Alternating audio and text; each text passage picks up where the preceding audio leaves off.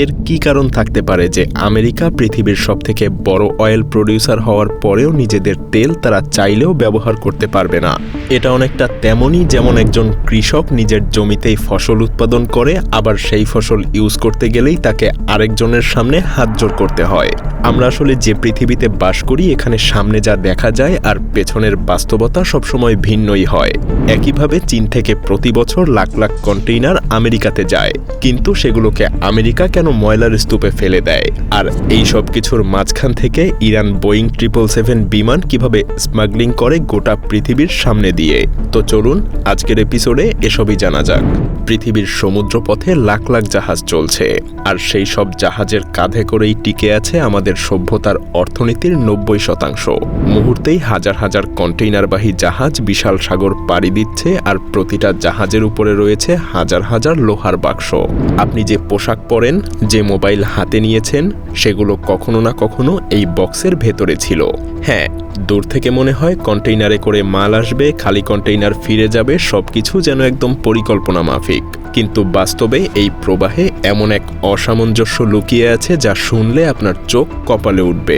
কারণ মায়াজালের প্রতিটা এপিসোডেই আপনার চোখ কপালে ওঠারই জোগাড় হয়। কিন্তু মায়াজালের ভিডিওগুলোর পেছনের মেকিং, রিসার্চ আর 11 মিলিয়ন সাবস্ক্রাইবার গড়ার স্ট্র্যাটেজিগুলো থাকে পর্দার আড়ালেই। গত 9 বছরে শূন্য থেকে এই বিশাল সাম্রাজ্য গড়ার জার্নিতে আমি যা শিখেছি, সেই সব স্ট্র্যাটেজি আর কমপ্লিট এআই ইন্টিগ্রেশন এই রমজানে আমি শেয়ার করব আপনাদের কয়েকজনের সাথে।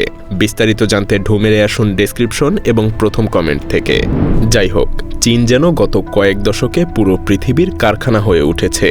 তাদের বিপুল পরিমাণ রপ্তানি আর সীমিত আমদানি মিলে তৈরি হয়েছে বিশাল এক বাণিজ্য সাম্রাজ্য। তো এই কন্টেইনারের স্তূপ যখন ইউরোপ বা আমেরিকার বন্দরে পৌঁছায়, তখনই শুরু হয় সমস্যার আসল মঞ্চ। ইউরোপের গোটা দেশ মিলিয়ে ব্যবসার লাভ চীনের তুলনায় খুবই অল্প, আর আমেরিকার ক্ষেত্রে ছবিটা আরও ভিন্ন। বিশ্বের সবচাইতে বড় ভোক্তা এই দেশটা আমদানি করে অনেক, কিন্তু রপ্তানি খুবই কম করে। ফলে চীন থেকে যত কন্টেইনার আসে তার মধ্যে 40% কন্টেইনার পণ্য ভরে নিয়ে আবার ফিরে যায়। কিন্তু তাহলে বাকি 60%-এর গন্তব্য কোথায়?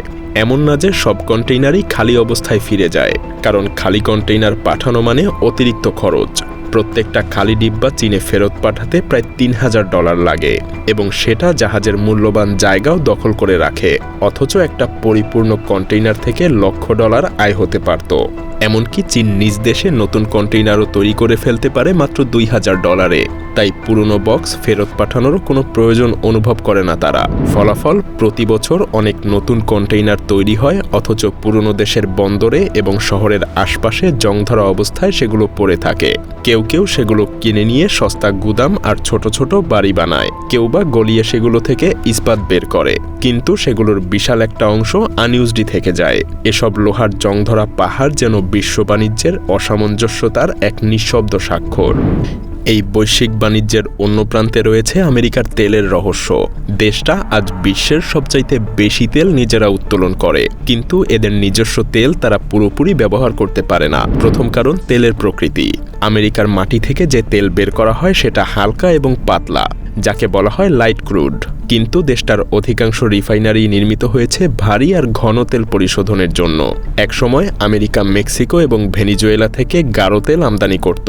সেই অনুযায়ী সেখানে যন্ত্রপাতিও বানানো হয়েছিল।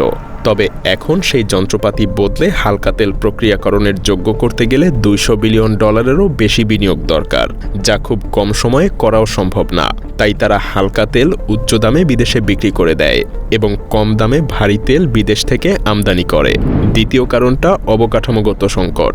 তেল যেখানে আবিষ্কৃত হয় এবং যেখান থেকে তোলা হয়, সেখান থেকে রিফাইনারি পর্যন্ত তাদের পর্যাপ্ত পাইপলাইন নেই। উদাহরণ হিসেবে টেক্সাসে তেলের সাগর থাকলেও পূর্ব উপকূলের রিফাইনারিগুলোতে পৌঁছানোর জন্য তাদের যথেষ্ট পাইপলাইন নেই। ক্যালিফোর্নিয়ার মতো রাজ্যেরও নিজেদের পাইপলাইন অবকাঠামো না থাকায় সেখানকার প্রায় 70% জ্বালানি আমদানির উপর নির্ভর করে। ফলে দেশটার মাটির নিচে তেল থাকলেও সেটা সঠিক জায়গায় পৌঁছাতে পারে না। যাই হোক, এখন আমরা যদি নিষেধাজ্ঞা আর অবরোধের রাজনীতির দিকে চোখ ফেরাই, তাহলে দেখা যাবে এক অন্য নাটকীয় কাহিনী। ইরান বহু বছর ধরেই যুক্তরাষ্ট্রের আরোপ করা কঠোর নিষেধাজ্ঞার মধ্যে আছে।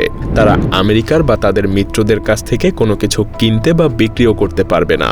তবুও দেখা যায় ইরানের গ্রেট এয়ার নামের একটা বেসরকারি এয়ারলাইনে অনেকগুলো আমেরিকান বোয়িং এবং ইউরোপিয়ান এয়ারবাস উড়োজাহাজ ব্যবহার করছে।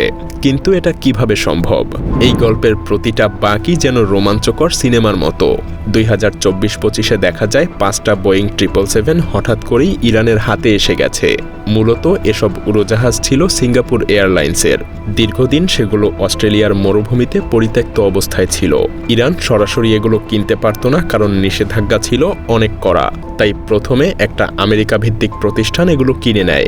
পরবর্তীতে কাগজপত্রে সেগুলোকে বিক্রি দেখানো হয় মাদাগাস্কার আর কম্বোডিয়ার 2টা মিথ্যা কোম্পানির নামে। আসলে এই প্রতিষ্ঠানগুলোর কোনো বাস্তব অস্তিত্ব ছিল না, সবই ছিল নামমাত্র, শুধুমাত্র নিষেধাজ্ঞা এড়ানোর জন্য। তারপর যখন এই উড়োজাহাজগুলো মাদাগাস্কারের নামে চলে আসে, তখন সেগুলো মার্কিন কর্তৃপক্ষের নিয়ন্ত্রণের বাইরে চলে যায়। এরপর উড়োজাহাজগুলো মেইনটেনেন্সে যাওয়ার অজুহাতে পাইলট ফাইল করে কেনিয়ার দিকে যাত্রা শুরু করে।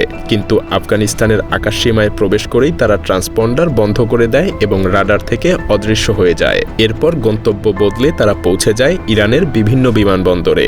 যতদিনে বিশ্বের অন্যান্য দেশ এগুলো বুঝে ওঠে, ততদিনে এগুলো ইরানের গ্রেট এয়ারের বহরে মিশে গেছে। আইন অনুসারে যুক্তরাষ্ট্রেরও তখন কিছুই করার নেই, কারণ এসব কেনাবেচার নথিতে ইরানের কোনো নাম নেই। সবকিছুই হয়েছে তৃতীয় পক্ষের মাধ্যমে। এসব ঘটনাই আমাদেরকে মনে করিয়ে দেয় আসলে বিশ্ব অর্থনীতি কতটা অনিশ্চিত। দূরে কোথাও ঘটে যাওয়া সিদ্ধান্তের প্রভাব আপনার আমার জীবনে প্রতিদিনই পড়ে। তাই ভবিষ্যতে যখন কারো মুখে তেলের দাম বৃদ্ধি বা পণ্যের ঘাটতির কথা শুনবেন, তখন মনে রাখবেন সেই বাস্তবতার পেছনে রয়েছে জাহাজ, আইন আর কূটনীতির এক জটিল গল্প।